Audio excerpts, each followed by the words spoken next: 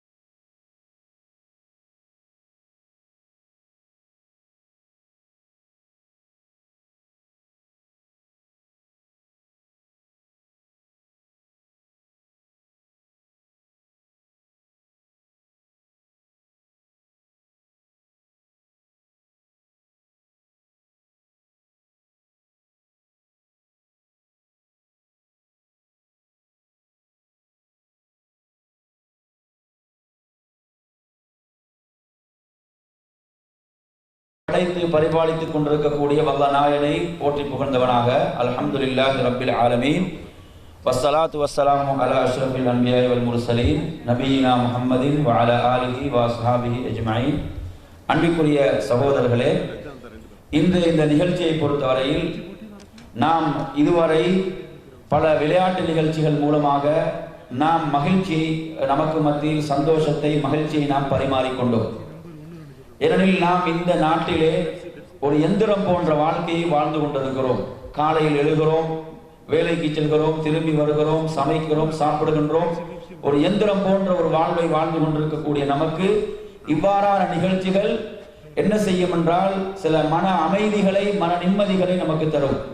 எனவே அந்த அடிப்படையிலே இதுவரை நாம் சில போட்டி நிகழ்ச்சிகளை நடாத்தி உங்களை மகிழ்வித்தோம். இப்போது உங்களுக்கு நாம் தரப்போகின்ற இந்த செய்திகள் என்பது வாழ்க்கைக்கு மிக முக்கியமானவைகள். மனிதனாக பிறந்த ஒவ்வொருவனும் இந்த செய்திகளை மிக நன்றாக விளங்க வேண்டும். என் அருமையான சகோதரர்களே, நீங்கள் இஸ்லாம் என்றால் என்ன என்பதை அறிந்து வைத்திருப்பீர்கள். இஸ்லாத்தை பற்றி உங்களுக்கு ஏதோ ஒரு தகவல் உங்களிடம் இருக்கும்.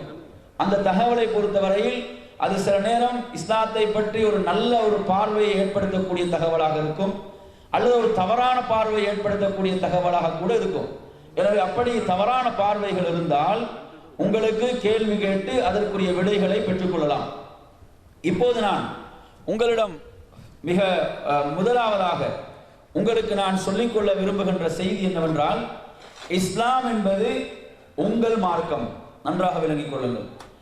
இஸ்லாத்தை நீங்கள் இது முஸ்லிம்களுடைய மார்க்கம் என்றோ அல்லது இதை அரபுக்களுடைய மார்க்கம் என்றோ நீங்கள் நினைத்தால் அது தப்பானது. இஸ்லாம் ஒவ்வொரு மனிதனுக்கும் சொந்தமான வாழ்க்கை நெறி. இதை நன்றாக புரிந்து கொள்ளுங்கள். இது எந்த ஒரு தனி மனிதனுக்கும் சொந்தமானது அல்ல. நம் அனைவரையும் படைத்த கடவுள் நமக்கு தந்த வாழ்க்கை நெறி இஸ்லாம். இதை நன்றாக புரிந்து கொள்ள வேண்டும். அதாவது இந்த இஸ்லாம் என்ற வாழ்க்கை நெறியை ஒருவர் தெரிவு செய்ய விரும்புகிறார் என்றால் அவர் எவரிடமும் அனுமதி கேட்க வேண்டிய அவசியம் கிடையாது. உதாரணமாக, நீங்க எனது வீட்டுக்கு வருவதாக இருந்தாலும், நான் உங்கள் வீட்டுக்கு வருவதாக இருந்தாலும், நாம் என்ன செய்ய வேண்டும்? அந்த வீட்டு சொந்தக்காரிடம் அனுமதி பெற வேண்டும், இல்லையா? அதுதான் நாகரீகம், அதுதான் பண்பாடு. யாருக்கு அந்த வீடு சொந்தமோ அவரிடம் அனுமதி பெற்று விட்டுத்தான் அந்த வீட்டுக்குள் நுழைய வேண்டும். ஆனா இஸ்லாத்தை பொறுத்தவரையில் நீங்க யார்கிட்டமாவது அனுமதி கேட்க வேணுமா? கேட்க வேணுமா? சொல்லுங்க சொல்லுங்க. தேவையில்லை. ஏன் தேவையில்லை? ஏன் தேவையில்லை? அது உங்கள் மார்க்கம். அது யாருடைய மார்க்கம்? ஒவ்வொரு மனிதனுக்கும் சொந்தமான வாழ்க்கை நெறி. எனவே எவரிடமும் அனுமதி கேட்க வேண்டிய அவசியம் கிடையாது. ஒட்டுமொத்த உலகத்துக்கும் ஒவ்வொரு தனி மனிதனுக்கும் கடவுளிடமிருந்து கொடுக்கப்பட்ட வாழ்க்கை நெறி. நன்றாக இதை புரிந்து கொள்ளுங்க. இஸ்லாத்தை நீங்கள் அந்நியமாக பார்க்க கூடாது.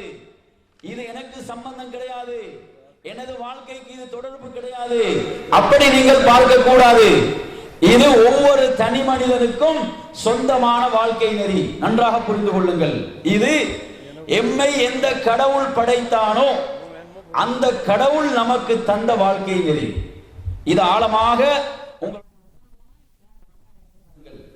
அடுத்து அன்பிற்குரியவர்களே, நீங்கள் அல் குர்ஆனை பார்க்கலாம். 49வது அத்தியாயம், 49வது அத்தியாயத்துடைய 13வது வசனம். குர்ஆன்ல மொத்தம் 114 அத்தியாயம் இருக்குது.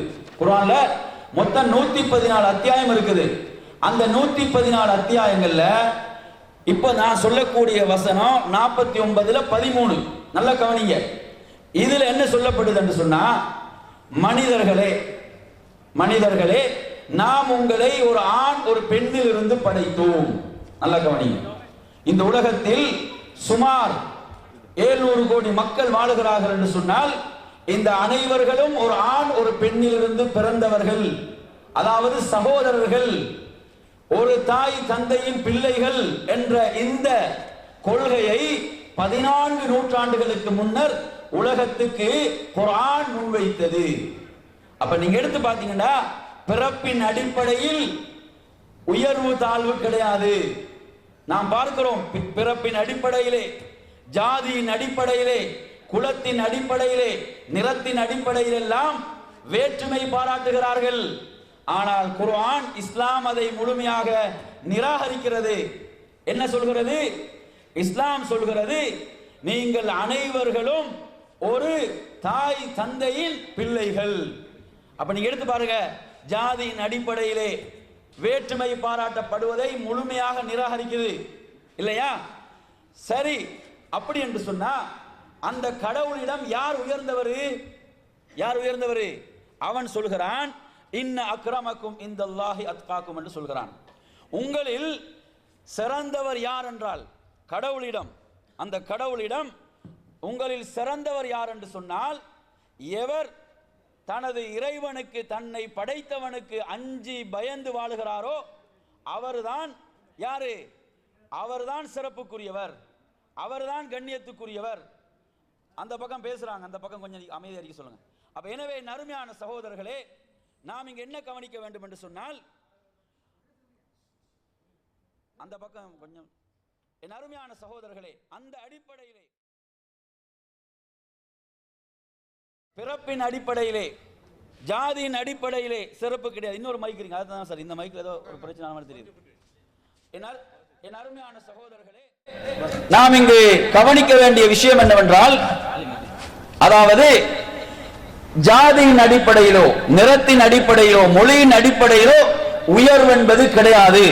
உயர்வு என்பது கடவுளுக்கு அஞ்சி பயந்து கட்டுப்பட்டு வாழுகிறாரா அவருக்கு தான் உயர்வு. சரி, இப்ப நான் உங்கள்கிட்ட கேட்கிறேன், கடவுள்னா யாரு? கடவுள்னா யாரு சொல்லுங்க. கடவுளுக்கு இருக்க வேண்டிய முதலாவது பண்பு என்ன? நீங்க என்ன நினைச்சு வச்சுக்கிறீங்க சொல்லுங்க பாப்போம். கடவுளுக்கு முதலாவது இருக்க வேண்டிய பண்பு என்னது? சும்மா சொல்லுங்க. கடவுளுக்கு இல்ல, சும்மா, அதாவது கடவுளுக்கு முதலாவது இருக்க வேண்டிய பண்பு என்ன நினைக்கிறீங்க? கடவுள் என்பவன் எம் அனைவரையும் படைத்திருக்க வேண்டும். நல்லா புரிஞ்சுக்கோ. கடவுள் என்பவன் யார் தெரியுமா? இந்த ஒட்டுமொத்த உலகத்தையும் நம் அனைவரையும் எவன் படைத்தானோ அவன் தான் கடவுள். கடவுள் என்பதெல்லாம் நாம் கண்டதையெல்லாம் வணங்குவதல்ல. கடவுள் என்று சொன்னால் நம் அனைவரையும் ஒட்டுமொத்த உலகத்தையும் அவன் படைத்திருக்க வேண்டும். அவன் படைக்கப்பட்டவனாக இருக்கக்கூடாது. நல்லா புரிஞ்சுக்கோங்க. கடவுள் படைக்கப்பட்டவனாக இருந்தால் கடவுள் அல்ல. கடவுள் என்பவன் நம் அனைவரையும் படைத்தவன்.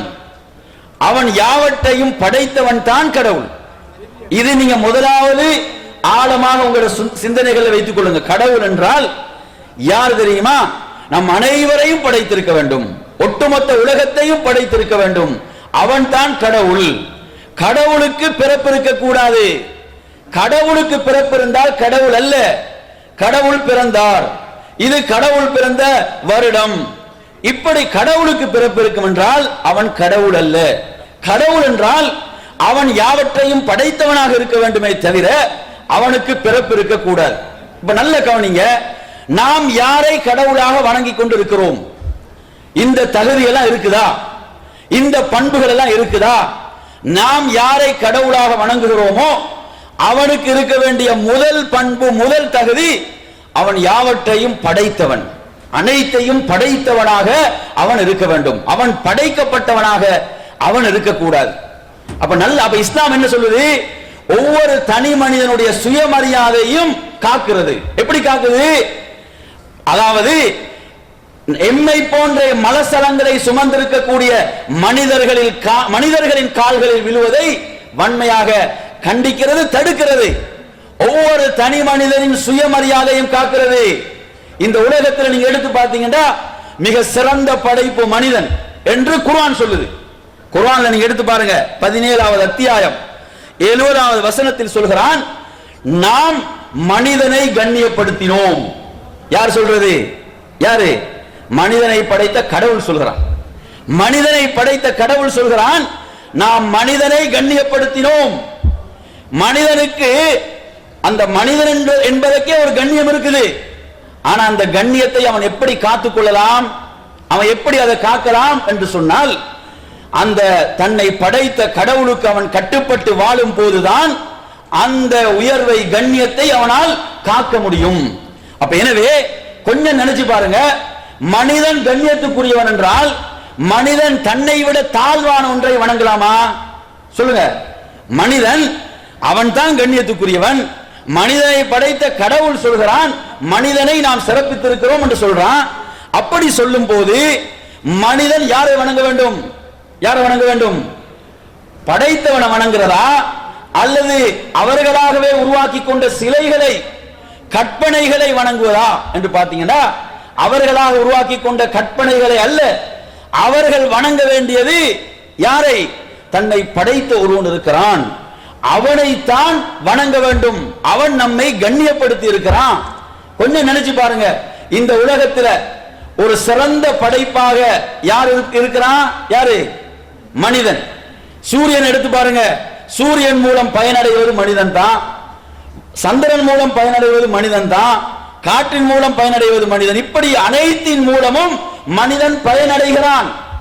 இந்த அனைத்தும் மனிதனுக்கு பணிவிடை செய்து கொண்டிருக்கிறது என்று சொன்னால் மனிதன் யாருக்கு கட்டுப்பட வேண்டும்? தன்னை படைத்த ஒருவன். அப்ப இஸ்லாத்தை நீங்க எடுத்தீங்கன்னா, இஸ்லாம் என்ன தெரியுமா செய்யுது? இஸ்லாம் என்ன செய்ய சொல்லுங்க பாப்போம். இஸ்லாம் செய்யக்கூடியது ஒவ்வொரு மனிதனையும் படைத்தவனோடு தொடர்புபடுத்துது. யாரோடு தொடர்புபடுத்துது? நல்ல கவனி, இங்க கவனிங்க. அதாவது இஸ்லாம் ஒவ்வொரு தனி மனிதனையும் யாரோடு தொடர்புபடுத்துது? தன்னை படைத்தவன் யாரோ, எவன் உண்மையான கடவுளோ அவனோடு தொடர்பு படுத்தக்கூடிய மார்க்கம் தான் இஸ்லாம். உங்களுக்கு இடைத்தரகர்கள் அவசியம் கிடையாது. உங்களுக்கு புரோக்கர்ஸ் அவசியம் கிடையாது. உங்களுக்கு நேரடியாக உங்களை படைத்த கடவுளோடு தொடர்பு கொள்ளலாம். உங்களுக்கு ஒரு தேவையா, உங்களுக்கு ஒரு பிரச்சனையா, உங்களுடைய பாவங்களுக்கு மன்னிப்பை தேட வேண்டுமா, உங்களுக்கு பிரார்த்திக்க வேண்டுமா, தொழ வேண்டுமா, இடைத்தரகர்கள் அவசியம் இல்லை. நேரடியாக உங்களை படைத்த கடவுளோடு உங்களை தொடர்பு படுத்தக்கூடிய மார்க்கம் இஸ்லாம்.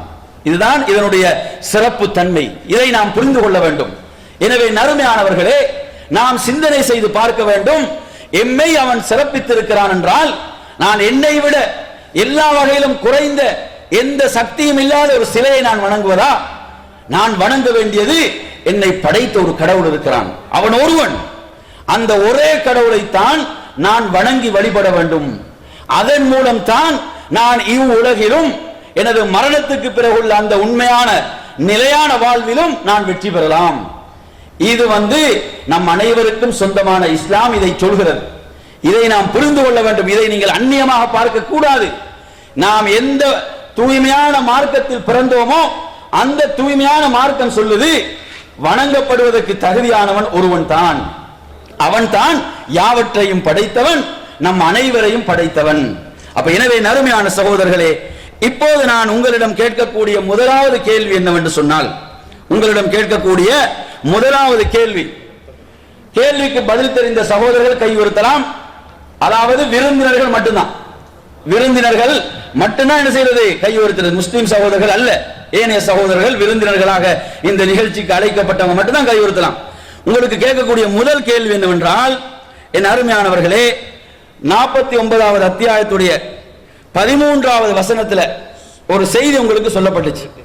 49வது அத்தியாயத்துடைய 13வது வசனத்தில் சொல்லப்பட்ட செய்தி என்ன செய்தி உங்களுக்கு சொல்லப்பட்டுச்சு? அப்படி தெரிஞ்சவங்க கை உயர்த்துங்க, தெரிந்தவர்கள் கை உயர்த்துங்க. 49வது அத்தியாயத்துல 13வது வசனம் என்ன செய்தியை சொன்னது?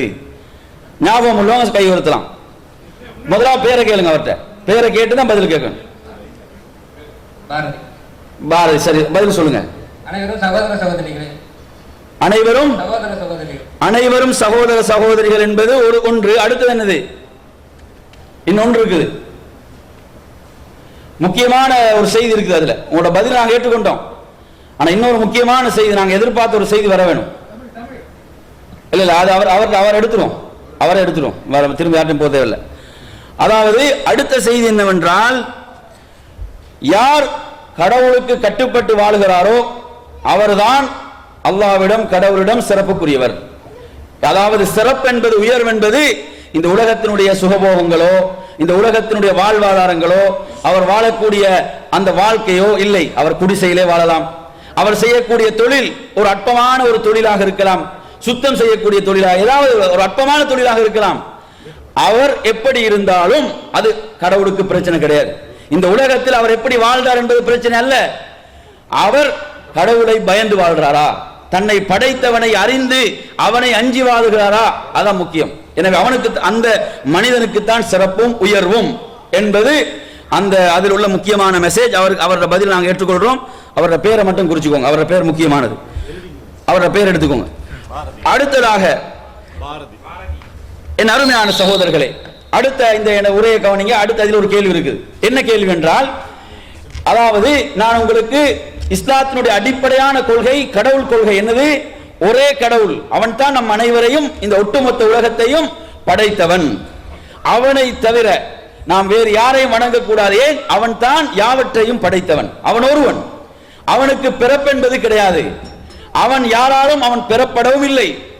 அது மாத்திரமல்ல, அவனுக்கு நிகராக எந்த ஒன்றும் இல்லை. நாம் எதையும் அவனுக்கு நிகராக ஆக்கக்கூடாது. சூரியனாக இருக்கலாம், சந்திரனாக இருக்கலாம், காற்றாக இருக்கலாம், மலையாக இருக்கலாம், நெருப்பாக இருக்கலாம், கடலாக இருக்கலாம். இந்த அனைத்தும் அவனுடைய பிரமாண்டமான படைப்புகள். இந்த எதுவும் இது எதற்கும் கடவுள் தன்மை கிடையாது. கடவுள் என்பவன் ஒருவன், அவனைத்தான் வணங்க வேண்டும். இந்த அனைத்தும் அவனுடைய வல்லமைகளை இந்த உலகத்திலே பிரதிபலித்துக் கொண்டிருக்கிறது, அதை சொல்லிக் கொண்டிருக்கிறது. அப்ப எனவே அருமையானவர்களே, மிக தெளிவாக நாம் விளங்க வேண்டிய முதல் பகுதி என்னவென்றால், கடவுள் என்பவன் ஒருவன், பல கடவுள்கள் கிடையாது. கடவுளுக்கு நாம் எதையும் இணையாக ஆக்கக்கூடாது. நாம் கற்பனையாக செய்யக்கூடியவை அல்ல கடவுள். கடவுள் தன்னை பற்றி சொல்கிறான். இஸ்லாத்தை நீங்க எடுத்தீங்கடா, குர்ஆனிலே அதே போன்று இஸ்லாம் கடவுளை பற்றி பேசக்கூடிய ஒரு மார்க்கம், கடவுள் தன்னை பற்றி சொல்லுகின்ற ஒரு மார்க்கம். அப்ப எனவே அந்த அடிப்படையிலே இதை மிக ஆணித்தரமாக முன்வைக்கிறது. என்ன? நாம் வணங்க வேண்டியது ஒரே ஒரு கடவுளைத்தான். ஏன்? கடவுளின் பெயரால் எவரும் எவரையும் ஏமாற்ற முடியாது. நல்லா பார்த்துக்கோங்க. அதாவது ஒவ்வொருவரும் என்ன செய்யலாம்? நான் கடவுளுடைய அவதாரம், நான் கடவுளுடைய அவதாரம் என்று வந்து மக்களை ஏமாற்றலாம். இஸ்லாம் அந்த வாயிலை அடைக்கிறது. ஏன்? கடவுளின் பெயரால், மதத்தின் பெயரால் யாரும் ஏமாற்றப்படக்கூடாது. உங்களுக்கு தெரியும், இந்த உலகத்துக்கு இறுதியாக அனுப்பப்பட்ட இறை தூதர் யாரு? யாரு? முகமது நபி அவர்கள் இல்லையா? அவர்தான் கடைசியாக இறுதியாக இந்த உலகத்துக்கு அனுப்பப்பட்டார், தூய்மையான இந்த கொள்கையை போதிக்கிறதுக்கு. அவர் கடைசியாக வந்த தூதர். அவர் என்ன செய்கிறார் தெரியுமா? எந்த வாயில் அடைக்கிறார் தெரியுமா? அதாவது மார்க்கத்தின் மதத்தின் பெயரால் கடவுளின் பெயரால் ஏமாற்றப்படுகின்ற எல்லா வாயில்களையும் அடைக்கிறார். என்ன நடக்குது உலகத்தில்? நடப்பதுதான். மதத்தின் பெயராலும் கடவுளின் பெயராலும் மக்கள் ஏமாற்றப்பட்டுக் கொண்டிருக்கிறார்கள். இந்த வாயில்கள் அனைத்தையும் அவர் அடைத்தார். எப்படி அடைக்கிறார் தெரியுமா? அவர் தன்னை கடவுளாக மக்கள் உயர்த்த நினைத்த போதெல்லாம் அதை வன்மையாக கண்டித்தார். எந்த அளவுக்கு? தனக்கு எழுந்து மரியாதை செய்வதை கூட அவர் தடுத்தார். எந்த அளவுக்கு மறுக்கிறாரு என்று சொன்னால், தனக்கு எழுந்து மரியாதை செய்வதை கூட தடுத்த ஒரு தலைவர். அடுத்து நீங்க எடுத்து பாருங்க, நாங்க பார்க்கக்கூடிய சராசரி தலைவர்கள் எல்லாம் நாங்க எப்படி பார்ப்போம்? அவர்கள் மரணித்து விட்டால் அவர்களின் பெயரால் சிலைகள் எழுப்பப்பட வேண்டும் என்று ஒவ்வொரு தலைவனும் விரும்புவான். அப்படிதானே? சில தலைவர்கள் எடுத்தீங்கன்னா உயிரோடு இருக்கும் போதே தனக்கு சிலைகள் வடிக்கப்பட வேண்டும் என்று விரும்புவான். இதுதான் சராசரி தலைவர்கள். ஆனா அவர் மரணிப்பதற்கு 5 நாள் இருப்பதற்கு முன்னால சொல்றாரு, நான் மரணித்து விட்டால் எனது அடக்க ஸ்தலத்தை நீங்கள் புனிதமாக ஆக்கிவிடக் கூடாது, அங்கு நீங்கள் விழாக்கள் எடுக்க கூடாது, அங்கு நீங்கள் எந்த ஒரு கொண்டாட்டமும் எடுக்க கூடாது. இப்படி அவர் மரணிப்பதற்கு 5 நாள் இருப்பதற்கு முன்னர் தனது சமுதாயத்துக்கு போதனை செய்கிறார். என்ன செய்கிறாரு? அதாவது தான் அடக்கப்படுகின்ற இடத்தை கூட நீங்கள் பிரபலமாக்க கூடாது, அதை வணக்கஸ்தலமாக ஆக்கக்கூடாது என்று, அதாவது புகழையோ அதே போன்று மக்களுக்கு மத்தியில் பிரபல்யத்தையோ விரும்பாத ஒரு தலைவர். எந்த வாயில் அடைச்சார் தெரியுமா? கடவுளின் பெயரால் மக்கள் ஏமாற்றப்படுகின்ற வாயிலை அடைக்கிறார். கடவுள் என்பவன் ஒருவன் தான், அவனைத்தான் வணங்கி வழிபட வேண்டும். எவர்களெல்லாம் தங்களை கடவுளின் அவதாரங்கள் என்று சொல்கிறார்களோ அவர்கள் பொய்யர்கள் என்று சொல்கிறது இஸ்லாம். அப்ப எனவே நறுமையானவர்களே, அப்ப நாம் உண்மையிலே வணங்க வேண்டிய கடவுள் என்பவன் ஒருவன், அவன் தான் நம்மை படைத்தவன், அவனை வணங்க வேண்டும். நாம் போலிகளை வணங்கி ஏமாந்து விடக் கூடாது. இந்த உலகத்திலும் தோல்வி அடைவோம், மரணத்துக்கு பிறகு அந்த உண்மையான நிலையான வாழ்விலும் நாம் தோல்வி அடைவோம். எனவே என் அருமையானவர்களே, நாம் சிந்திக்க வேண்டும், இந்த உலக வாழ்க்கை நமக்கு எதற்கு தரப்பட்டுள்ளது? கொஞ்சம் நினைச்சு பாருங்க. நாங்க காலையில் எழுந்திருக்கிறோம், என்ன செய்யறோம்? வேலைக்கு போறோம், வாரோம், திரும்ப தூங்குறோம், எழும்புறோம், இப்படித்தான் வாழ்ந்து கொண்டிருக்கிறோம். நமக்கு இந்த காலத்துடைய பெருமதி தெரிவதில்லை. நமக்கு இந்த நாட்களுடைய காலத்துடைய பெருமதி தெரியுதா? நேரங்களை எல்லாம் எப்படியோ கழித்துக் கொண்டிருக்கிறோம். சிலருக்கு எதிர நேரத்தை கழிக்கிறன்றே தெரியாது, அப்படி கழித்துக் கொண்டிருக்கிறார்கள். அல்லாஹ்வுடைய தூதர் சொன்னார்கள், மனிதர்கள் அதிகமானவர்கள் 2 அருள்களை பால்படுத்திக் கொண்டே இருக்கிறார்கள். 2 அருள்கள், அதனுடைய பெருமதியை விளங்கி செயல்படாமலே இருக்கிறார்கள். அந்த 2 அருள்கள் என்னது? ஒன்று மனிதனுக்கு கிடைத்த உடல் ஆரோக்கியம். இந்த அருளை மனிதன் விளங்குவதில்லை. ஆரோக்கியமான காலத்தை உரிய முறையில் மனிதன் பயன்படுத்துவதில்லை, தன்னை படைத்தவனுக்கு கட்டுப்பட்டு வாழ்வதற்கு. 2வது அருள் தான் அவனுக்கு கிடைத்த ஓய்வு நேரம். இந்த 2ஐயும் மனிதன் பால்படுத்திக் கொண்டிருக்கிறான்.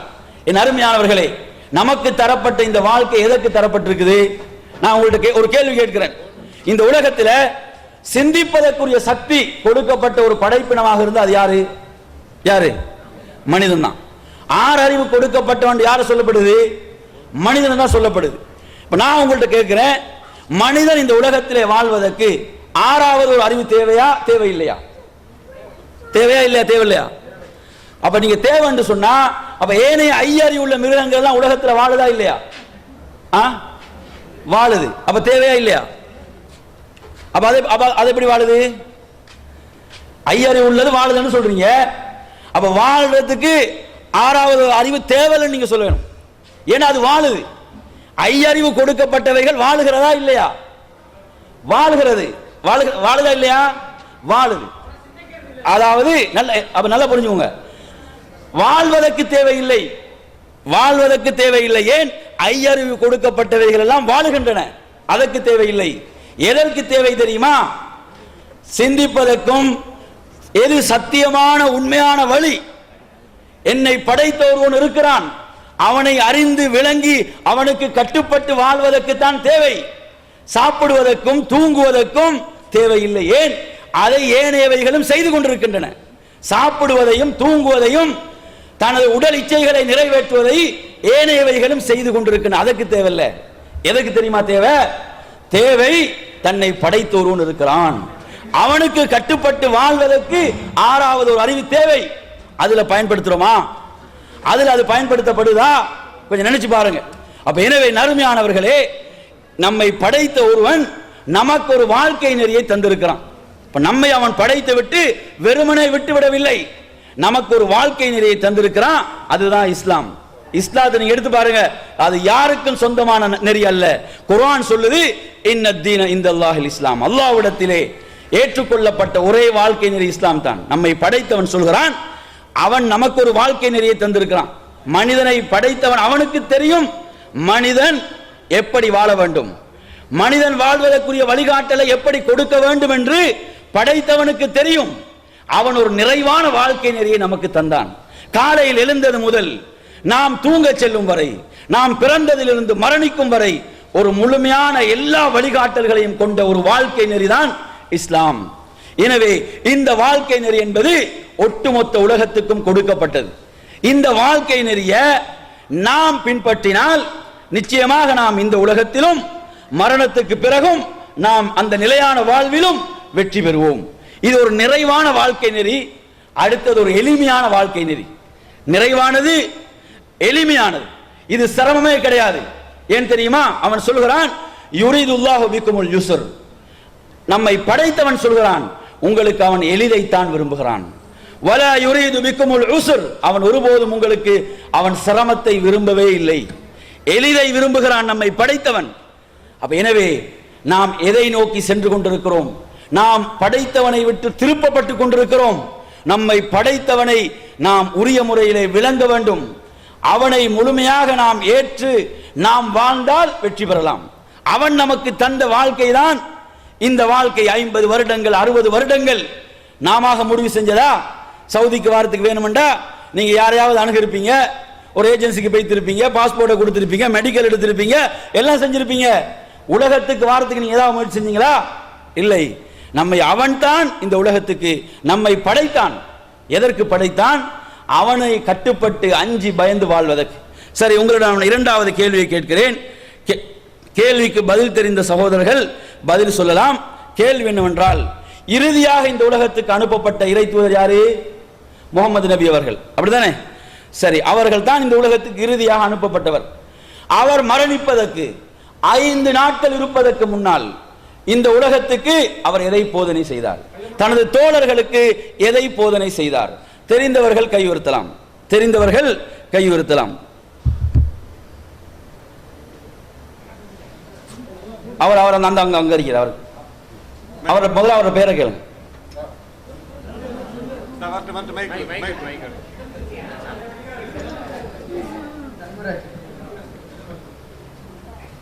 வந்து நம்ம பெருமையை பேசிக்கிட கூடாது. நம்ம சாருக்கு முன்னாடி சிலை எதுவும் எனக்கு வைக்கக்கூடாது. நமக்கு படைத்த ஒருத்தர் இறைவர் ஒருத்தரை போதிக்க வேண்டும், என்னை யாரும் போதிக்கக்கூடாது. சரியா? சரி, ஓகே, அது நாங்கள் பதிலாக ஏற்றுக்கொள்கிறோம். குறிப்பாக அவர் சொன்ன விஷயம் என்னது? நான் மரணித்ததற்கு பிறகு எனது அடக்க ஸ்தலத்தை நீங்கள் வணக்க ஸ்தலமாக ஆக்கி விடாதீர்கள், இல்லையா? என்னை எனக்கு உருவங்களையோ சிலைகளையோ நீங்கள் உருவாக்கி விடாதீர்கள் என்ற அந்த கருத்தை அது உள்ளடக்கியதுதான். அப்ப எனவே நாம் அதை பதிலாக ஏற்றுக்கொள்கிறோம். அவர் இரண்டாவது பதிலை அங்கே சொல்லிவிட்டார். என் அருமையானவர்களே, இப்போது நான் உங்களிடம் அடுத்ததாக உங்களுக்கு சொல்ல போகின்ற விஷயம் என்னவென்றால், கடவுளிடமிருந்து நமக்கு ஒரு இறை வேதம் வழங்கப்பட்டுள்ளது, இல்லையா? கடவுள் நமக்கு ஒரு வாழ்க்கை நெறியை தந்திருக்கிறான். அந்த வாழ்க்கை நெறியை உள்ளடக்கியதாக ஒரு இறை வேதத்தை இறக்கியார்கள் இருக்கிறான். அதுதான் குர்ஆன். குர்ஆனை நீங்க எடுத்து பார்த்தீங்கன்னா, குர்ஆன் என்பது முஸ்லிம்களுக்கோ அரபுக்களுக்கோ மாத்திரம் சொந்தமான ஒன்று அல்ல. நீங்க குர்ஆன்ல மிக தெளிவாக பார்க்கலாம். அந்த குர்ஆனை மிக தெளிவாக எதை சொல்லிக் கொண்டிருக்கிறது என்று சொன்னால், 10வது அத்தியாயத்துடைய 58வது வசனத்திலே அது சொல்கிறது, யா அய்யுஹன் நாஸ் கத் ஜாஅத்துக்கும் மௌஇதத்தும் மிர் ரப்பிக்கும் வஷிஃபாஉன் லிமா ஃபிஸ் சுதூர். மனிதர்களை அழைத்து சொல்லுது. மனிதர்களே, இது 10வது அத்தியாயத்துடைய 58வது வசனம். மனிதர்களே, உங்களுக்கு உங்களை படைத்தவனிடமிருந்து ஒரு நல்லுபதேசம் வந்திருக்குது. உங்களை படைத்தவன் யாரோ அவனிடமிருந்து உங்களுக்கு ஒரு நல்லுபதேசம் வந்துள்ளது. அப்ப மனிதர்களாக எம்மை படைத்திருக்க கூடியவன் சொல்கிறான், எம்மை அழைத்து சொல்கிறான் என்று சொன்னா அந்த செய்திக்கு நாம் செவிதாழ்த்த வேண்டுமா இல்லையா? நம்மை படைத்தவன் நம்மை அழைத்து சொல்கிறான், மனிதர்களே உங்களுக்கு என்னிடமிருந்து ஒரு நல்லுபதேசம் வந்திருக்கிறது. அந்த நல்லுபதேசம் தான் குர்ஆன். குர்ஆனை பொறுத்தவரையில் அது இறுதியாக இறக்கி அருளப்பட்ட இறைவேதம். கடைசி தூதர் யார்? முஹம்மது நபி அவர்கள். அவர்களுக்கு வழங்கப்பட்ட இறைவேதம் அல் குர்ஆன். சுமார் 23 வருடங்கள் அந்த அல் குர்ஆன் அந்த தூதருக்கு இறக்கி அருளப்பெற்றது. அந்த குர்ஆன் என்பது மனித வாழ்க்கைக்கு தேவையான அனைத்தையும் உள்ளடக்கியதாக அது இருக்கிறது. எந்த அளவுக்கு சொல்லுது பாருங்க. 17வது அத்தியாயத்துடைய 9வது வசனத்தில் சொல்லுது, நிச்சயமாக இந்த அல் குர்ஆன் எது மிக நேரான வழியோ அதைத்தான் காட்டும். எனவே குர்ஆனை பொறுத்தவரையில நாம் படிக்க வேண்டும். ஏன் தெரியுமா? குர்ஆன் நம்மை படைத்தவன் நமக்கு தந்த வழிகாட்டல், நம்மை படைத்தவன் நமக்கு தந்த வேதம், நம்மை படைத்தவன் நமக்கு தந்தது. அதில் உள்ள செய்திகள் அனைத்தும் ஒட்டுமொத்த உலகத்துக்கும் மனித சமூகத்துக்கும் உரியதாகும். அது மாத்திரமல்ல, அது பாதுகாக்கப்பட்ட வேதம். அது சொல்கிறது 15வது அத்தியாயத்துடைய 9வது வசனத்தில் சொல்லுது, நாம் தான் இந்த வேதத்தை இறக்கினோம், நாமே இதை பாதுகாப்போம். 14 நூற்றாண்டுகளை நீங்க எடுத்து பாருங்க.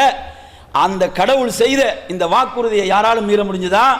அந்த வேதம் பாதுகாக்கப்பட்டு கொண்டிருக்குது. நீங்க உலகத்தில் உள்ள எல்லா குர்ஆனை எடுத்து பாருங்க, ஒரே மாதிரி இருக்கு, எந்த மாற்றமும் கிடையாது. ஆனால் ஏனைய வேத புத்தகங்களுக்கு அப்படியான ஒரு பாதுகாப்பு இருக்குதா என்றா இல்லை. ஏன்? ஒவ்வொரு எடிஷனுக்கு எடிஷன் அது மாற்றம், ஒவ்வொரு மொழிக்கு மொழி மாற்றம். குர்ஆன் அப்படி அல்ல, அது பாதுகாக்கப்பட்ட வேதம். எனவே குர்ஆனை நாம் படிக்க வேண்டும். குர்ஆன் என்பது நம்மை படைத்தவன் நமக்கு தந்த மெசேஜ், நமக்கு தந்த செய்தி தான் அதில் இருக்குது. பல மணி நேரங்கள் உட்கார்ந்து சினிமாவை பார்க்கிறோம், ஏதாவது பயன் இருக்குதா? பல மணி நேரங்கள் உட்கார்ந்து சினிமாவுக்கு முன்னால் இருக்கிறோம், அவன் ஏதோ சம்பாதிச்சுட்டு அவன் முடிச்சுட்டு அவன் போறான், அவன் தொழிலை செய்யறான். நாம் நமது நேரத்தை அதில் உட்கார்ந்து கழித்துக் கொண்டிருக்கிறோம், வீணடித்துக் கொண்டிருக்கிறோம். ஆனால் நம்மை படைத்தவன் நமக்கு தந்த செய்தியை நாம் இன்னும் படிக்கவில்லை. நம்மை படைத்தவன் நமக்கு ஒரு செய்தியை தந்திருக்கிறான், அதை நாங்கள் இன்னும் படிக்கல. அப்ப எனவே அவனிடம் போய் நாம் தப்ப முடியுமா? சொல்ல முடியுமா? உன்னிடமிருந்து எந்த செய்தி நமக்கு வரலன்னு சொல்ல முடியுமா? அவன் சொல்லுவான், உங்களுக்கு நாம் தெளிவான வேதத்தை தந்தோம், ஏன் நீங்கள் பின்பற்றவில்லை, ஏன் படிக்கவில்லை என்று கேட்டா இதுக்கு பதில் சொல்ல முடியுமா? எனவே நறுமையானவர், உங்களுக்கு தெரியும், தமிழகத்தில் இஸ்லாத்தை ஏற்றுக்கொண்ட ஒரு மிக பிரபலமான ஒரு மனிதர் தான் அப்துல்லா பெரியார் தாசன். நீங்கள் அறிந்திருப்பீங்க. பெரியார் தாசன் என்றால் ஒரு மிகப்பெரிய மனோதத்துவ நிபுணர். அவர் யார்? அவர் ஒரு பிரபலமான ஒரு மனிதர், உலக அளவில் பிரபலமானவர். சென்ற வருடம் அவர் மரணித்து விட்டார். சிறப்பு என்னது? அவர் கடவுளை ஏற்று உண்மையான ஒரு முஸ்லிமாக மரணித்தார். அவர் சொன்ன ஒரு அற்புதமான செய்தி என்ன தெரியுமா? நான் குர்ஆனை படித்தேன். அவர் சொல்றார், நான் குர்ஆனை ஒரு முறைக்கு பல முறை படித்தேன். அந்த குர்ஆனில் மாத்திரம் நான் கண்டுகொண்ட ஒன்றுதான், கடவுளை பற்றி கடவுள் பேசுகின்ற ஒரே வேதம் குர்ஆன் என்று. எப்ப சொன்னாரு? குர்ஆனை மட்டும் படிச்சுட்டு சொல்லல, பைபிளை படிச்சாரு, பௌத்த மத வேதங்களை படிச்சாரு, அதே போன்று வேறு வேறு இதிகாசங்களை புராணங்களை எல்லாம் படிச்சாரு. எல்லா அனைத்தையும் படித்து விட்டு குர்ஆனை படித்தார். படித்து விட்டு அவர் இஸ்லாத்தை ஏற்றுக்கொண்டார். அவர் சொன்னாரு, நான் குர்ஆனை ஒரு முறைக்கு பல முறை படித்தேன், அதில் நான் கண்டுகொண்ட ஒன்றுதான், கடவுளை பற்றி கடவுள் பேசுகின்ற வேதம் குர்ஆன் மட்டும்தான். ஏனைய வேதங்கள் எடுத்தீங்கன்னா கடவுளை பற்றி மனிதர்கள் தான் பேசுகிறார்கள். அப்ப எனவே நறுமையானவர்களே, அப்ப நாம் குர்ஆன் அந்த அற்புதமான வேதத்தை நாம் படிக்க வேண்டும், விளங்க வேண்டும். இது எனது உரையினுடைய அடுத்த மிக முக்கியமான பகுதியாகும். குர்ஆன் இதில் உங்களில் ஆர்வமானவங்க படிக்கிறதுக்கு விரும்புறீங்களா? தாராளமாக கேளுங்க. உங்களோட மொபைல் நம்பரை தாங்க, நாங்கள் குர்ஆனை உங்களுக்கு அதை பெற்றுத் தருவதற்குரிய அனைத்து ஏற்பாடுகளையும் செய்வோம். ஏன்? அது கடவுளிடமிருந்து நமக்கு தரப்பட்டது, அனைவருக்கும் பொதுவானது, அனைவருக்கும் பொதுவானது. தமிழ் மொழியில தமிழுடைய மொழிபெயர்ப்பு, தமிழாக்கம் யாருக்கு தேவை அவங்க சொல்லுங்க. அப்ப எனவே இப்ப அடுத்தவங்களுக்குரிய கேள்வி என்னவென்றால், நான் உங்களிடம் கேட்க போகின்ற மிக முக்கியமான கேள்வி, அதாவது மனிதர்களே உங்களை படைத்தவனிடமிருந்து உங்களுக்கு ஒரு நல்லுபதேசம் வந்திருக்கிறது என்று கடவுள் சொல்கிறான், நம்மை படைத்தவன் சொல்கிறான். இது குர்ஆனுடைய எத்தனையாவது அத்தியாயத்துடைய எத்தனையாவது வசனம்? எத்தனையாவது அத்தியாயத்துடைய எத்தனையாவது வசனம்? நீங்க சொல்லுங்க. 17:9 என்பது தவறான பதில். இன்னும் உங்களுக்கு முயற்சிக்கலாம். இதில் அவர் பதில் சொல்லிட்டார். பதில் சொல்லாதவங்க 10வது அத்தியாயம் 58வது வசனம். சரியான பதில், பாராட்டுக்கள். 10வது அத்தியாயம் 58வது வசனம், பாராட்டுக்கள். குறிப்பாக அவர்கள் நன்றாக செய்திகளை கவனித்திருக்கிறார்கள். அடுத்ததாக என் அருமையானவர்கள், இந்த உரையினுடைய கடைசி பகுதிக்கு நான் வருகிறேன். கடைசி பகுதி என்னவென்றால், இப்போது நான் உங்களுக்கு இஸ்லாத்துடைய கடவுள் கொள்கையை ஓரளவு தெளிவுபடுத்தினேன். அதே போன்று குர்ஆனை, இறைவேதத்தை பற்றி, இறுதி தூதரை பற்றி ஒரு சில செய்திகளை உங்களுக்கு சொன்னேன்.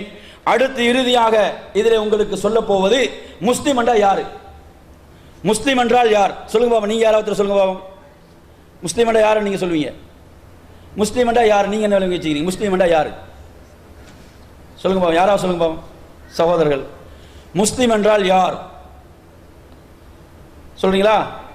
இல்லை, சரி. அதாவது முஸ்லீம் என்று சொன்னால் நன்றாக புரிந்து கொள்ளுங்கள். முஸ்லீம் என்றா முகமது என்று பேர் வச்சிருப்பாரு, அப்துல்லான்னு பேர் வச்சிருப்பாரு, அவரை பாஸ்போர்ட்ல முஸ்லீம் என்று போடப்பட்டிருக்கும், அவருடைய அந்த பிறப்பு சான்றிதழில் முஸ்லீம் என்று போடப்பட்டிருக்கும், அவர் ரேஷன் கார்டில் முஸ்லீம் என்று போடப்பட்டிருக்கும். இவரா முஸ்லீம்? இல்லை, இவர் அல்ல முஸ்லீம். முஸ்லீம் என்றால் படைத்தவனுக்கு கட்டுப்பட்டு வாழ்பவர். நன்றாக கவனியுங்கள். முஸ்லீம் என்றால் படைத்தவன் யாரோ அவனுக்கு எவன் கட்டுப்பட்டு வாழ்கிறானோ அவன் தான் முஸ்லிம். அந்த வார்த்தைக்குரிய பொருள் அதுதான். முஸ்லிம் என்றால் கட்டுக்கோப்பான ஒரு வாழ்க்கையை வாழ்பவர். யாருக்கு? படைத்தவனுக்கு எவன் கட்டுப்பட்டு வாழ்கிறானோ அவன் தான் முஸ்லிம். அப்ப இந்த பெயர் பிறப்பால் கிடைக்காது, மொழியால் கிடைக்காது, ஜாதியால், நிறத்தால், தேசத்தால் இந்த பெயர் கிடைக்காது. இந்த பெயர் எப்போது கிடைக்கும் தெரியுமா? படைத்தவனுக்கு கட்டுப்பட்டு வாழ்வதாக உறுதி கொண்டு எவன் வாழ்கிறானோ அவன் தான் இந்த பேருக்கு தகுதி உடையவன். இந்த பேருக்கு தகுதி உடைய இவன் மிகப்பெரிய நட்பாக்கியங்களை இந்த உலகத்திலும் நாளை மறுமையிலும் அவன் பெற்றுக்கொள்வான். அந்த நிலையான வாழ்விலும் அவன் பெற்றுக்கொள்வான். எனவே என் அருமையானவர்களே, முஸ்லிம் என்றால் யார் தெரியுமா? தன்னை படைத்த ஒருவன், வணங்கப்படுவதற்கு தகுதியானவன், வணக்கத்துக்குரிய ஒருவன், அவனை தவிர வேறு யாரும் இல்லை என்பதை மனப்பூர்வமாக ஏற்றுக்கொள்கிறான். இந்த உலகத்துக்கு சத்திய இந்த மார்க்கத்தை போதிப்பதற்காக வந்த தூதர்களில் இறுதி தூதர் முகம்மது நபி அவர்களை தூதராக ஏற்றுக்கொள்கிறான். இந்த இரண்டு அடிப்படைகளையும் எவர்கள் மனப்பூர்வமாக ஏற்றுக்கொண்டார்களோ, எவர்கள் இந்த இரண்டு அடிப்படைகளையும் உளப்பூர்வமாக ஏற்றுக்கொண்டார்களோ அவர்கள் தான் யாரு? அவர்கள் தான் முஸ்லிம்கள். அவங்க தான் யாரு? முஸ்லிம்கள். அப்ப எனவே என் அருமையானவர்களே, ஒரு முஸ்லிமுக்கு தான் இந்த உலகத்தினுடைய நட்பாக்கியங்களையும் நிலையான மறுமையுடைய நட்பாக்கியங்களையும் நம்மை படைத்தவன் வாக்களிக்கிறான். அப்ப எனவே இந்த உலகத்தில் நீங்க எடுத்து பாருங்க, சூரியனா இருந்தாலும் சந்திரனா இருந்தாலும் எல்லா படைப்புகளும் என்ன செய்யுது? சொல்லுங்க பாப்போம், என்ன செய்யுது? அவர்களுக்கு கொடுக்கப்பட்ட, அவைகளுக்கு கொடுக்கப்பட்ட பணிகளை செய்தா இல்லையா?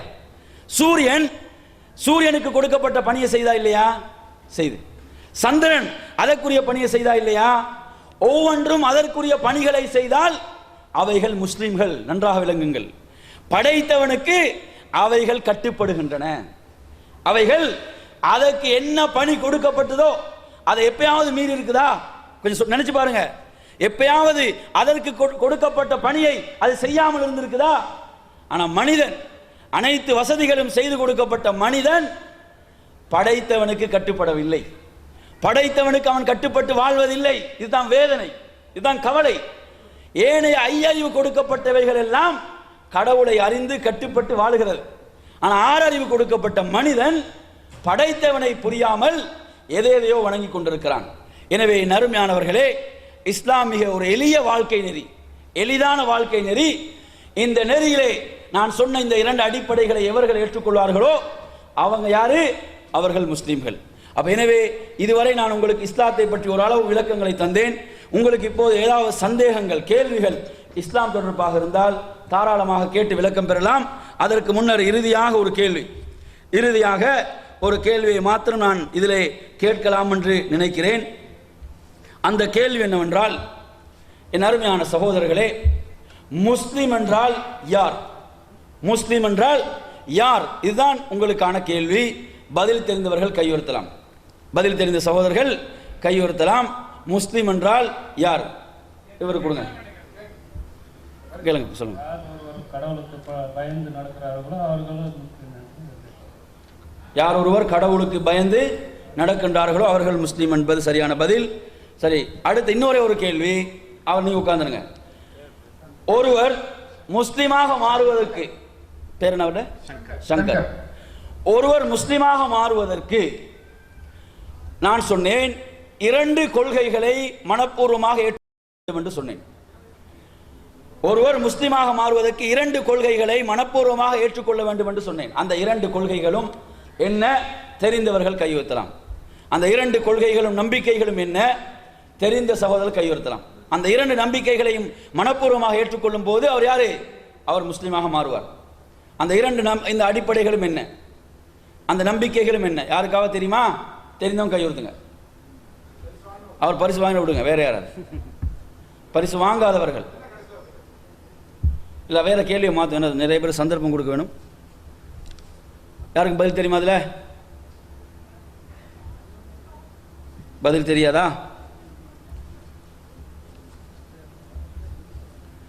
அதாவது அந்த 2 அடிப்படைகள் தான் வணக்கத்துக்குரியவன், வணங்கப்படுவதற்கு தகுதியானவன், நம் அனைவரையும் படைத்த அந்த அல்லாஹ் ஒருவனை தவிர வேறு யாரும் இல்லை. அவன் தான் வணங்கப்படுவதற்கு தகுதியான ஒரே நாயன், ஒரே கடவுள்.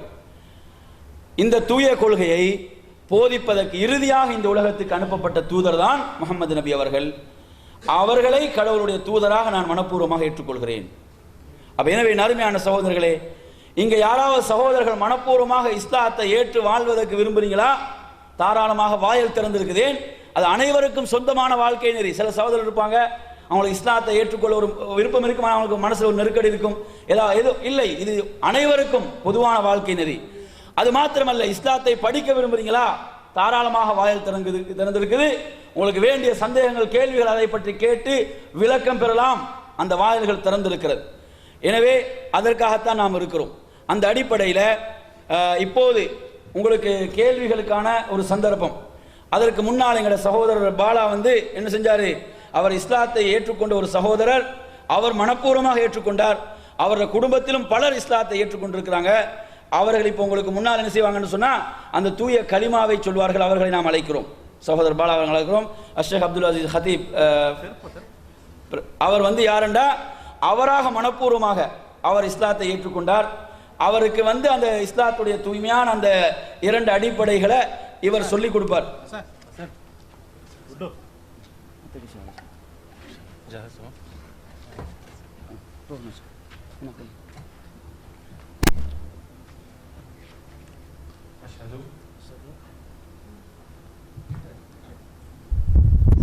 أشهد أن لا إله إلا الله وأشهد أن محمدا رسول الله. الله أكبر. என் அருமையான சகோதரர்களே, எப்போது ஒருவர் இந்த தூய கொள்கையை சொல்லி இஸ்லாத்தை ஏற்றுக்கொண்டாரோ அன்றிலிருந்து அவர் ஒரு சகோதரராக மாறிவிடுவார். அவர் யாரு? ஒரு சகோதரராக மாறிவிடுவார் என்று சொல்லுது. அந்த அளவுக்கு எந்த ஒரு உயர்வு தாழ்வும் கிடையாது. ஜாதியின் அடிப்படையில், மொழி எதுவும் கிடையாது. அவர் சகோதரர். சிறப்பென்பது கடவுளுக்கு கட்டுப்பட்டு வாழ்வதில் தான். எனவே இவர் மனப்பூர்வமாக ஏற்றுக்கொண்டார். இவர் இந்த தூய வாழ்க்கையிலே உறுதியாக இருப்பதற்கு நாம் பிரார்த்திக்கிறோம். அவருக்கு நாம் பிரார்த்தனை செய்து போய் அமருங்கன்னு சொல்றோம். அடுத்ததாக சகோதரர்கள், இங்கு வந்திருக்கக்கூடிய சகோதரர்களுக்கு இஸ்லாம் பற்றி எப்படியான கேள்விகள், சந்தேகங்கள் இருந்தாலும் கேட்டு விளக்கம் பெறலாம். ஒரு சில நிமிடங்கள் மாத்திரம் அதற்கு ஒதுக்கப்படுது. கூடுதலாக நாங்கள் நேரம் எடுக்க விரும்பல. உங்களுக்கு எதுவும் கேள்விகள், சந்தேகங்கள் இஸ்லாம் தொடர்பாக இருக்குதா, உங்களுக்கு கேட்டு விளக்கம் பெறலாம்.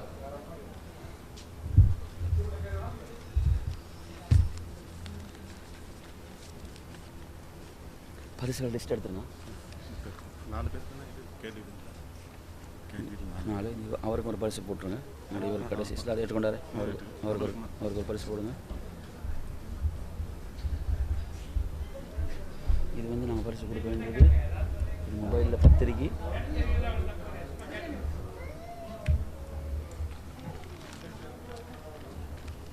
இது பாருங்க, இது மொபைல் 5 நினைக்கிறேன், சவா 15. இதெல்லாம் பரிசு, இதில் பரிசுக்கும் பண்ணிக்கோங்க. கேளுங்க. கடவுளோட கடைசியா தூதர் நபிகள் நாயகம். அப்ப முதல்ல தூதர் யாரு? சகோதரர் நன்றாக நல்ல ஒரு கேள்வி கேட்டிருக்கிறார். கேள்வி என்னவென்றால், நீங்கள் இறுதி தூதராக முகமது நபி என்று சொல்கிறீர்கள். இறுதி தூதர் முகமது நபி என்று சொன்னால் இறுதியாக இந்த உலகத்துக்கு அனுப்பப்பட்ட தூதர் முகமது நபி, அவர் தான் இறுதி தூதர் என்று சொல்றீங்க. அப்போ முதல்ல அனுப்பப்பட்ட தூதர் யாரு அப்படின்னு கேட்குறாங்க. ஏன்னா இது முக்கியமான கேள்வி. ஏனென்றால் மனித வாழ்க்கைக்குரிய அந்த வழிகாட்டல் என்பது இடையில துவங்கக்கூடாது. அப்படியா? அதாவது அப்படி இடையில துவங்கினா அது முழுமையான வழிகாட்டல் அல்ல. இப்போ முதல் மனிதரிலிருந்து இந்த வழிகாட்டல் ஆரம்பிக்க வேண்டும். அப்போ இந்த உலகத்துக்கு யார் முதல் மனிதரோ அவர் தான் முதல் தூதர். இந்த உலகத்துக்கு முதல் மனிதர் யாரு? அவர் தான் ஆதம். ஆதாம் என்று சொல்லுவோம், ஆதம் அலைஹிஸ்ஸலாம் என்று நாம் சொல்லுவோம். குர்ஆன் ஆதம் என்று சொல்கிறது. இவர் முதல் மனிதர், அவர்தான் முதல் தூதர். ஏன்? அந்த வழிகாட்டல் நேர்வழி என்பது முதல் மனிதர்ந்தே துவங்க வேண்டும். அடுத்து நீங்க புரிஞ்சுக்கணும், நிறைய பேர் தவறாக விளங்கி வச்சிருக்கிறாங்க. இஸ்லாத்துக்கு 1400 வருடங்கள் தான், இஸ்லாம் 1400 வருடங்கள் என்று தவறாக விளங்கி வைத்திருக்கிறாங்க. 1400 வருடம் என்பது கடைசி தூதர் 1400 வருடம். நல்லா புரிஞ்சுக்கோங்க, கடைசி தூதர் இந்த உலகத்துக்கு அனுப்பப்பட்டு 1400 வருடங்கள். இஸ்லாம் முதல் மனிதரை எப்போது அவன் இந்த உலகத்துக்கு அனுப்பினானோ அன்றே இஸ்லாத்தினுடைய துவக்கம் ஆரம்பம் என்று இஸ்லாம் சொல்லுது. அப்ப எனவே முதல் மனிதர் ஆதாம், அவர்தான் முதல் தூதர். நபிகள் நாயகனுக்கு நான் இறந்த இடத்த எனக்கு சிலைகளோ இல்லை எதுவும் வைக்க விடான்னு சொல்லி, ஆனால் மக்கள் அவர் இறந்த இடம் பிரபலமாக இருக்காது. இப்படி அதாவது நன்றாக இது, அதாவது மக்கா மக்கா அவரோட கேள்வி என்னன்னு சொன்னா, நபிகள் நாயகம் தான் பிறந்த இடத்தை, நான் மரணித்த இடம், தான் மரணித்ததன் பிறகு தனது அடக்க ஸ்தலத்தை வணக்கஸ்தலமாக பிரபலமாக ஆக்கக்கூடாதுன்னு சொல்றாங்க. அப்ப அது எப்படி மக்கால பிரபலமாக இருக்குதுன்னு கேட்குறாங்க. மக்கால கிடையாது, மதீனாவில் தான் அவங்க என்ன செஞ்சாங்க, அவர்களுடைய அடக்க ஸ்தலம் இருக்குது. நன்றாக நீங்கள் புரிந்து கொள்ளுங்கள். இதுல இஸ்லாத்துடைய ஒரு அடிப்படையான நம்பிக்கை இருக்குது. என்ன நம்பிக்கைன்னு கேட்டீங்கன்னு சொன்னா, ஒரு இறை தூதர் எந்த இடத்திலே அடக்கப்பட வேண்டும் என்று கடவுள் விரும்புகிறானோ, எந்த இடத்துல ஒரு இறை தூதர் அடக்கப்பட வேண்டும் என்று கடவுள் விரும்புகிறானோ அந்த இடத்தில் தான் அந்த தூதருடைய உயிரை கைப்பற்றுவான் என்று இஸ்லாம் சொல்லுது. அந்த தூதரே சொல்லியிருக்கிறாங்க. அப்ப எனவே அவர்கள் மரணித்தது அவர்களுடைய வீட்டில் தான் மரணிக்கிறாங்க. அப்ப எனவே அவர்கள் வீட்டில் எந்த இடத்துல மரணித்தார்களோ அதே இடத்தில் தான் அவர்கள் அடக்கப்பட்டார்கள். அதே இடம்தான் அவர்களுடைய அடக்கஸ்தலமாக மாறியது. அப்ப எனவே அவர்களுடைய வீட்டில் அவர்கள் அடக்கப்பட்டார்கள், வீட்டில் தான் அடக்கப்பட்டாங்க. புரியுதா அவங்க சொல்றது? அப்ப எனவே இப்ப நீங்க எடுத்து பார்த்தாலும் அவர்களுடைய வீடு மறைக்கப்பட்டதாகத்தான் இருக்கிறது. அந்த மதீனாவுடைய அந்த மஸ்ஜித் என்பது அது தனியாகத்தான் இருக்கிறது. அவங்க வீட்டில் மரணித்தாங்க, அதே வீட்டில் அவங்க அடக்கப்பட்டாங்க, அதே இடத்துல அடக்கப்பட்டாங்க. அது வீடு என்பது தனியாகத்தான் இருக்குது. அது இப்பயும் அப்படிதான் இருக்கு. அவருடைய கேள்வி என்னன்னா, மக்கால இருக்கக்கூடிய அந்த காபா அது அவர் பிறந்த இடமா மரணிச்ச இடமா நினைச்சிருக்காரு. அதாவது அடுத்ததாக அதில் உள்ள பகுதி என்னன்னு சொன்னா, மக்காவை பற்றி அவருடைய கேள்வி இருக்கிற காரணத்தால இப்ப மக்காவுல கஅபான்னு ஒன்று இருக்குது. கஅபானா நீங்க பார்த்திருப்பீங்க, ஒரு அது நான்கு கோணமாக ஒரு வடிவமாக கருப்பாக நீங்க பார்த்திருப்பீங்க. இதை பொறுத்தவரையில அங்க யாருடைய அடக்கஸ்தலமும் அங்க கிடையாது. அதாவது இந்த உலகத்தை ஒட்டுமொத்த மனித சமூகத்தையும் எந்த கடவுள் படைத்தானோ அவனை வணங்குவதற்காக முதலில் எழுப்பப்பட்ட ஆலயம் தான் அது. முதலில் எழுப்பப்பட்ட ஆலயம். அந்த ஆலயம் என்பது கடவுளை வணங்குவதற்காக எழுப்பப்பட்ட ஆலயம். புரியுதா? அந்த ஆலயத்துக்கு சென்று ஹஜ் என்ற வணக்கத்தை நிறைவேற்ற முஸ்லிம்கள் செல்வார்கள், உம்ராவை நிறைவேற்ற செல்வார்கள். அதே போன்று ஒவ்வொரு தொழுகையிலும் முஸ்லிம்கள் அதை முன்னோக்கித்தான் தொழுவார்கள். அதை முன்னோக்கி தொழுகிறதா அதை தொழுறாங்களான்னா கிடையாது. கடவுளை அல்லாஹுவைத்தான் தொழுகிறோம். அந்த அல்லாஹ் நம்மை படைத்தவன், நாம் யாரை தொழுகிறோமோ அவனுடைய கட்டளை தான் நீங்கள் தொழும் போது அதை முன்னோக்கித்தான் என்னை தொழ வேண்டும் என்று அவன் கட்டளை பிறப்பித்திருக்கிறான். எனவே அவனுடைய கட்டளை கேட்ப நாம் அல்லாஹுவை தொழும் போது கஅபாவை முன்னோக்கி தொழுவோம் என்பது அதற்குரிய பதிலாகும்.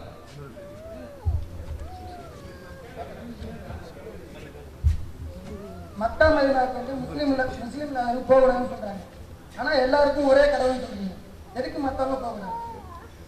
அதாவது அவருடைய சகோதரருடைய கேள்வி என்னவென்று சொன்னால், சகோதரன் தமிழனுடைய கேள்வி, மக்கா மதீனாவுக்கு முஸ்லீம் அல்லாதவர்கள் போகக்கூடாது, செல்லக்கூடாது என்று சொல்கிறீர்கள். அப்படி என்று சொன்னால் கடவுள் என்பது, இஸ்லாம் என்பது முழு உலகத்துக்கும் பொதுவானது என்று சொல்கிறீர்கள். இது முரண்பாடு இல்லையா என்ற மாதிரி அவருடைய கேள்வி இருக்கிறது. என் அருமையான சகோதரர்களே, நாம் நன்றாக விளங்க வேண்டும். கடவுளை நாம் உண்மையாக ஏற்றுக்கொண்டால் மறு நிமிடமே நாம் சென்று விடலாம். இப்போ என்னன்னு சொன்னால், எந்த கடவுளை நாம் வணங்க வேண்டும் என்று ஏவப்பட்டிருக்கிறோமோ, எந்த கடவுள் அந்த மக்காவையும் மதீனாவையும் புனிதப்படுத்தினானோ அந்த கடவுளை நீங்கள் இப்போ ஏற்றுக்கொள்றீங்களா, மறு நிமிடம் உங்களுக்கு மக்காவுக்கு போகலாம், மதீனாவுக்கு போகலாம். நீங்கள் கடவுளை நிராகரிச்சுட்டு எப்படி போவீங்க? இப்போ என்ன கேள்வி என்று சொன்னால், கடவுளை இதை யார் படைத்தானோ, இதை யார் சிறப்பித்தானோ, நம்மை யார் படைத்தானோ, இதில் என்னது? இப்போ நீங்கள் சாதாரணமாக நீங்கள் எடுத்து பாருங்க, நீங்கள் சவுதிக்கு வரும்போது, இந்த நாட்டுக்கு வரும்போது, இந்த நாட்டினுடைய சட்டதிட்டங்களுக்கு உட்பட்டாதான் நீங்கள் இந்த நாட்டுக்கு வரலாம் இல்லையா? உங்களுக்கு நீங்கள் சொல்றீங்க, இந்த நாட்டுடைய சட்டதிட்டங்களுக்கு நான் கட்டுப்பட தயாரில்லை, ஆனால் என்னை அனுமதிக்க வேண்டும் என்று சொன்னால் இதை யாராவது ஏற்றுக்கொள்வாங்களா? எந்த நாட்டுக்கு நீங்கள் செல்வதாக இருந்தாலும் அந்த நாட்டுடைய சட்டதிட்டங்களுக்கு கட்டுப்பட்டாதான் உங்களுக்கு விசா கொடுப்பாங்க, இல்லாவிட்டால் உங்களுக்கு விசா மறுக்கப்படும். இப்போ நாம் என்ன சொல்றோம்னு சொன்னால், நீங்கள் கடவுளை உண்மையாக மனப்பூர்வமாக ஏற்றுக்கொள்றீங்களா, உங்களுக்கு மறு நிமிடமே சென்று விடலாம், எந்த ஒரு பாகுபாடும் இங்கே கிடையாது. கடவுளை நீங்கள் நிராகரிச்சீங்கன்னு சொன்னால் உங்களுக்கு அனுமதி இல்லை. அங்கே உங்களுக்கு ஒரு விசா என்னது, உங்களுக்கு அந்த இடத்துக்கு செல்வதற்குரிய விசா கடவுளை நீங்கள் மனப்பூர்வமாக ஏற்றுக்கொள்ளணும். படைத்த ஒருவனை மனப்பூர்வமாக ஏற்றுக்கொள்றீங்களா, மறு நிமிடமே உங்களுக்கு அதற்குரிய அனுமதி கிடைத்துவிடும். அது அதற்குரிய பதில்.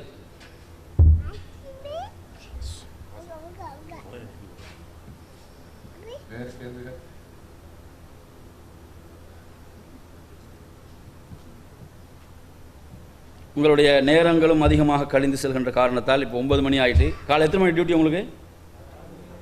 6 மணிக்கு. அப்போ நாங்கள் முடிச்சு கொள்கிறோம், கூடுதலாக டைம் எடுக்க விரும்பலை. உங்களுக்கு அடுத்து என்ன சொல்கிறோம்டா, நமது மொபைல் நம்பர்கள் இருக்குது, புரியுதா?